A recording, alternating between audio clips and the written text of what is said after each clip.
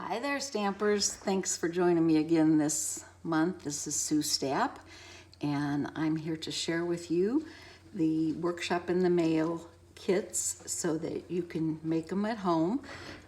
There is an instruction sheet in each kit, and it will explain to you the step-by-step how to put it together.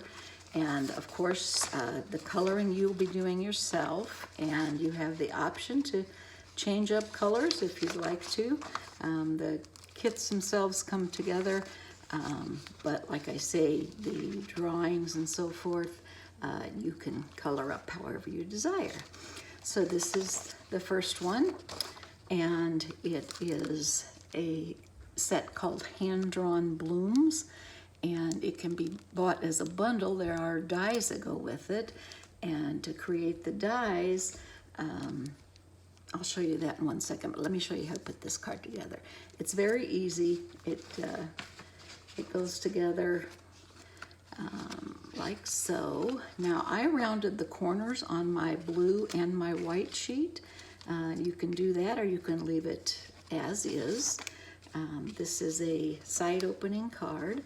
And you're just going to layer this on. I always do my coloring before I lay it on, because especially if you're using liquid glue, it can make some warping.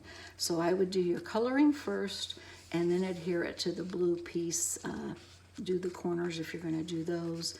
And the flowers on top are ones that you can color whatever color you decide to color the inside flower here. You can color this. And I adhered those with dimensionals. Now I put 3 of them on. 3 is kind of what I usually go with.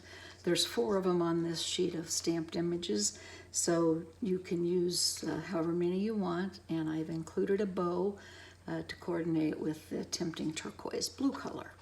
So that is how you put that one together. And this is the inside of the card, the plain white sheet. So I wanted to show you some other options for this set. Here's one that I colored with just yellows, and there's 3 different shades of yellow along with the mint macaron for the green. And this one I did in purples and blues, and this is one of my favorite old-timey punches that we have, the trio punch from a couple years back. I still use it, I still love it, and I think it makes a great look on that card. Now this is one I did with the dies, and I did it in white, and I just colored each flower a different color, and I colored the stems with my green markers, and I used my Stampin' Blends, my alcohol markers for this one. And then this one is just a multicolored one, and I used Blushing Bride, and I have pinks and greens and a light lavender in here, a light like a periwinkle blue. Again, these are all Stampin' Blends that I used. I like to use those because then I can go back and add highlights or shading with the darker or the lighter color. Now this is just a simple die cut that I made, and I cut out it all in one color, and I adhered it on Mary Merlot, and it's in the Highland Heather. And the stamp is arched just like this ribbon is on this die. So whenever you do your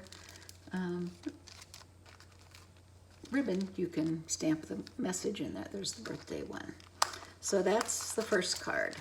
And these are some options that you can create if you decide to purchase the complete set. And the second one is a simple one that I liked. We're just creating, I call it a box frame card. And this one is putting it together like a puzzle. You have some coloring to do on this too. The yellow is stamped, and this is from our prized peony collection.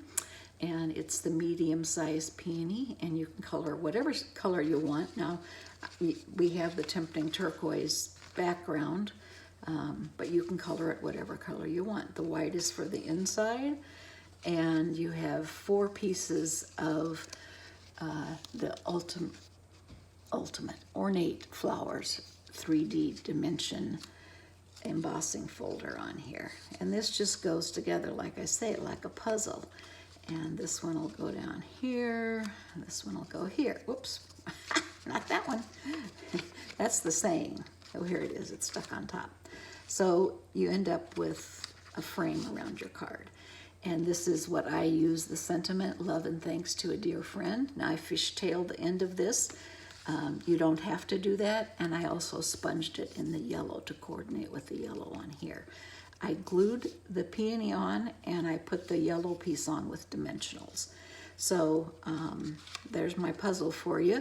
And you can color in as many or as few flowers as you want on this one. I started with just yellow and thought it needed a little more. And so I put the green stems on it, and then I thought, wow, I need a little more still. So that's what I did on that one. And again, you had the full instruction sheet, step by step.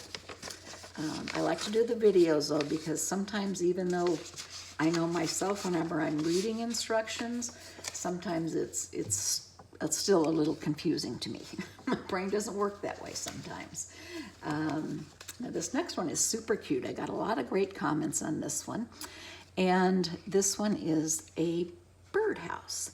And it opens up like this. Isn't that a cute little fold and relatively simple? Now I've scored these for you. So you're going to take the middle. First of all, I strongly suggest that you burnish all of your folds before you start. And then if you take your insides and bring those together, it'll make a point here. And that's what makes your birdhouse. So again, just bring the insides together. After you burnish them, bring the insides together like that. And you see it just automatic comes up there and folds. Now the one thing that I like to do is I like to make sure that I have a sharp point here on this at the top of the birdhouse. So this one is, let me put this in together for you. There's a couple different things on here. You have the option. I did not include rhinestones, so if you want to put the rhinestone, I showed as an option here that that's what it would look like if you use the rhinestone in there. The hello I did on a small piece, and I fishtailed it, and I did some little stitching around it just by hand. I colored in my birds, and then this is the inside of the card. And that's going to go in here like so. You just want to make sure you have an even border around all sides. And then for the front of it, we have the layer that is stamped. Whoops. That is stamped. This isn't all the way burnished. That's why I was wanting to open up. First of all, you're going to put the embossing folder piece on here. I think this is chocolate chip paper. And you're going to, I ran it through the embossing folder already, and I cut it to size. So you're going to glue this on, and then this piece is going to be your roof line, and you're going to glue it on here, and you're going to cut it off at the end, or just a little past the end. And then the remaining piece is going to go over here on this side, and you're going to glue it or cut it off the same distance. And then you will adhere this to the front. And it's as simple as that. And isn't this an adorable card? I just love this fold, fancy fold. So that's that one. And I colored my leaves before. This one I was playing around with, so that's why it's already colored in. Yours won't be colored in. But I color my leaves on here before I glued it onto the front. Makes it a lot less messy for the back of your card. So just color that first. And I told you about the stitching around the hello. Can you see how that is showing there? So that's that. And let me stick this back in here so I don't miss anything and someone ends up with a piece missing from their card. That would be bad. Of course, I can always make another piece, so if something's ever missing, let me know, and I'll drop it in the mail to you, or drop it off, or somehow get it to you. So that's that one. And that is 1, 2, 3. We have one more, and this is a special one. I really like this one. It has a lot of bling to it. And this one is called Celebrate Sunflowers. And you have two options. Now you'll see these are both the same DSP and the So Saffron that's run through the embossing folder. You can put them up or down or up, whichever you prefer. And I have provided to you the brass outline of the sunflower, only one, and I've put 2 pieces of the paper in here for you. And what I have, and let me show you how this is. This is one of our new in colors this year. It's called Just Jade, and I love it. It's such a lovely color of green. But like I say, you can put this on however you desire, and then this is going to go over the middle. Now, my trick with ribbon is I always run it, I tape it behind here, I run it over here, and I tape it in the back and snip it off. And then this leftover piece is what I used to make my little knot on the side, and it's just a simple little knot.